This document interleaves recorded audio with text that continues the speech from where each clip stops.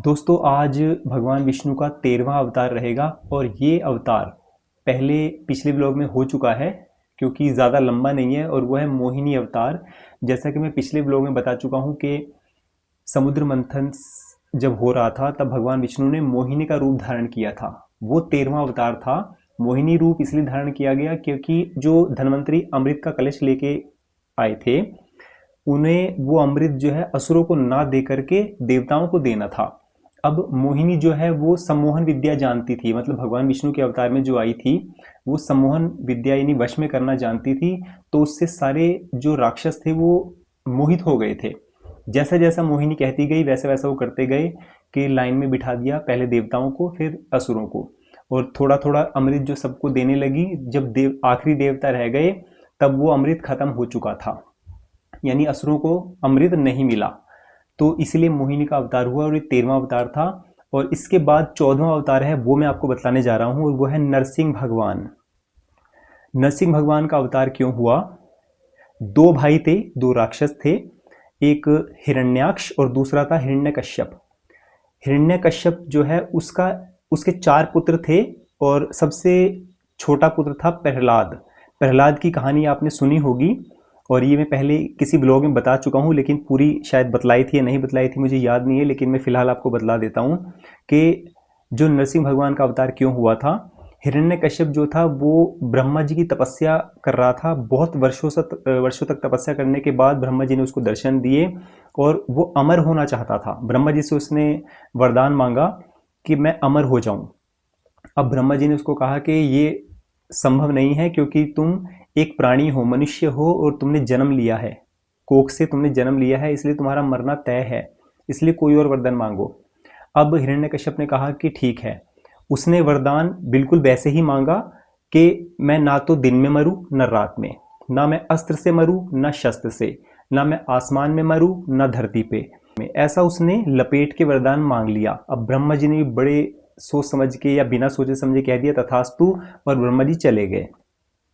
अब हिरण्यकश्यप ने जो है सभी देवताओं को परेशान करना शुरू कर दिया, वही जो हर राक्षस करता है, ब्राह्मणों को, क्योंकि ब्राह्मणों से ही हम भगवानों को शक्ति मिलती है।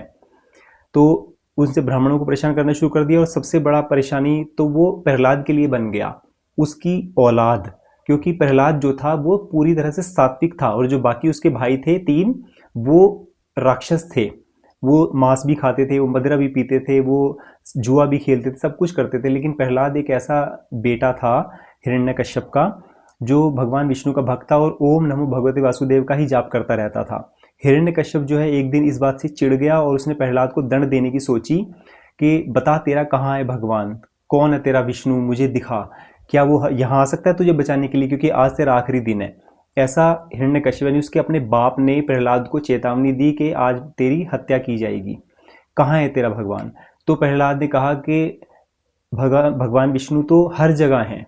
तब हिरण्यकश्यप कहता है कि मैं तुझे इसी स्तंभ से बांध के, वहां एक पोल होता है, स्तंभ से बांध कर तेरी हत्या करूंगा आज यहीं, देखते हैं तेरा भगवान तुझे बचाने आता है या नहीं। अब प्रहलाद को उस पोल से बांध दिया गया और हिरण्यकश्यप जो है तलवार निकाल कर उसकी गर्दन काटने लगा और वो पोल फटा। जैसे ही बहुत ब्लास्ट हुआ तो वहां से नरसिंह भगवान निकले। नरसिंह भगवान ने प्रहलाद को अपनी गोद में उठा लिया और दूर ले जाकर उसको अलग कर दिया। उसके बाद उन्होंने हिरण्यकश्यप को मार दिया। अब मारा कैसे?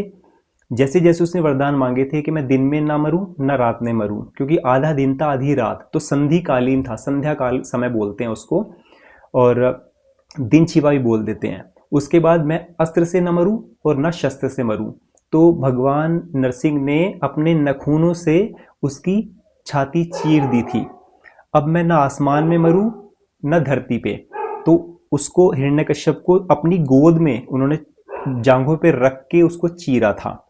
उसके बाद मैं ना अंदर मरूं ना बाहर में, ये भी उसने बोला था। तो जो घर की दहलीज होती है ना हमारी, उसमें नरसिंह भगवान आधे अंदर बैठे हुए थे आधे बाहर, तब वो मारा गया था। इसलिए कहते हैं कि दिन छिपे जो है दहलीज में नहीं बैठना चाहिए। ये इसी बात का प्रमाण है कि भी दिन छिपे दहलीज पे क्यों नहीं बैठना चाहिए, क्योंकि नरसिंह भगवान ने हिरण्यकश्यप का वध किया था। तो दोस्तों ये कथा थी कि ब्रह्मा जी ने उसको जो वरदान दिया बड़ी सोच समझ के दिया, क्योंकि भगवान विष्णु की लीलाएं जो हैं वो अनंत हैं। तो हिरण्यकश्यप भी मारा गया और प्रहलाद की रक्षा भी हो गई, और वो यज्ञ भी कर रहा था कि जिससे वो अमर हो जाए, लेकिन और वो यज्ञ भी रुक गया।